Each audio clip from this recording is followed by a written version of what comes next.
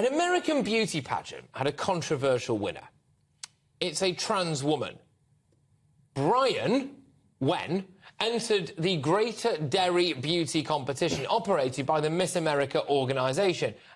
And Brian, yeah, there we go. We can see which one Brian is. There's a few issues, yeah. This is like a South Park sketch. Brian beat several women to the first prize. Perhaps her special skill is testing our collective sanity.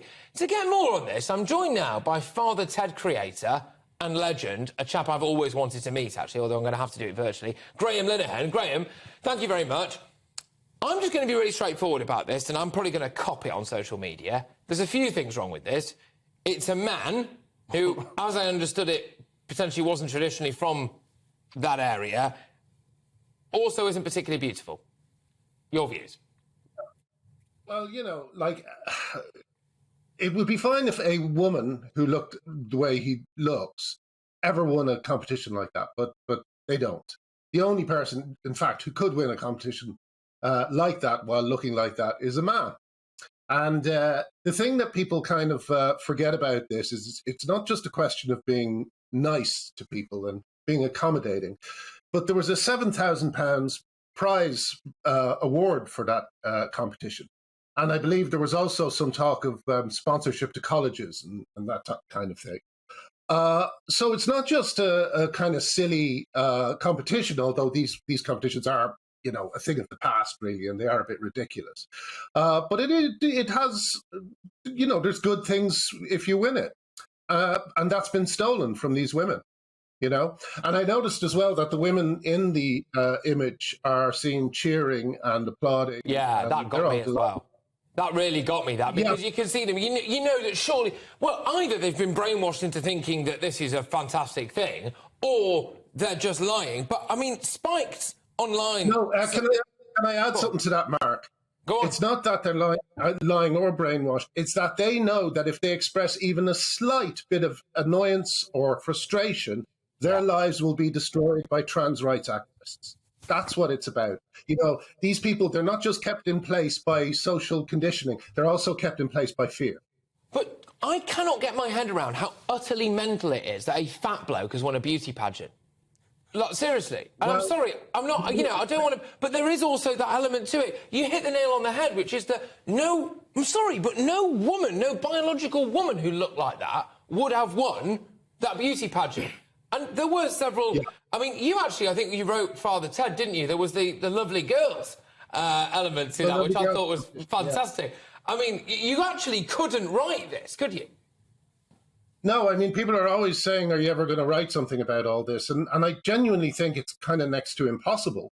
It's too absurd. The only way you could really cover this subject is with either a documentary or a kind of docudrama like the OJ story, because the truth of it is so extraordinary that you have to base it on the truth, or no one will buy it. You know, I mean, when we say to people in 20 years' time, well, you know, we had a UK Prime Minister who said it was wrong to say that only women have a cervix. Yeah, people won't believe us. People won't believe us.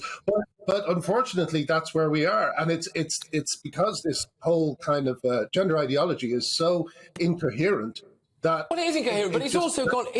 We've almost hit the peak here. Although I fear that there's always a way up, or should that be down? Which is that, you know, Brian could have come a respectable fourth, or a respectable third, or dare I say it, even a second. But no, Brian came first. And, I mean, you know, the judges must have been sitting there thinking, OK, a bloke's entered this now who's wearing a dress. If we don't let Brian win, are we now anti-trans? And this isn't what women threw themselves in front of horses for, is it? But to be fair, they didn't throw themselves in front of horses for beauty competitions either. No. But weirdly enough, in America, the Women's Liberation Front, WOLF, have actually teamed up with a beauty pageant to say that only female-born contestants can be accepted. So what you're seeing is women actually who have differing views on feminism and differing views on women's rights are coming together because they realize that this is a direct threat, not just to beauty pageants, but also things like all women shortlists and women's literary prizes, all these sorts, all of which have had men being entered into them in recent years. Yeah, and that's before you get stuck into sports and goodness knows what else as well. Graham, I'm just going to leave you with this question. When are you going to win a beauty pageant? I want to see you enter it. Prove a point. Go there, put a frock on and win it. Well, unfortunately, I don't have that brass a neck. But if you have a brass neck and you're willing to kind of make an absolute arse of yourself, this is the time. It's a boom time for con men at the moment. So now is the time to do it. It is. I wouldn't be surprised if it turns out that this was all a massive joke concocted by Brian, who's immediately outside, takes the dress off, puts a United shirt on, fag lit, can of Stella, like, all right, there you go, lads, I told you I'd do it, off to the stag do.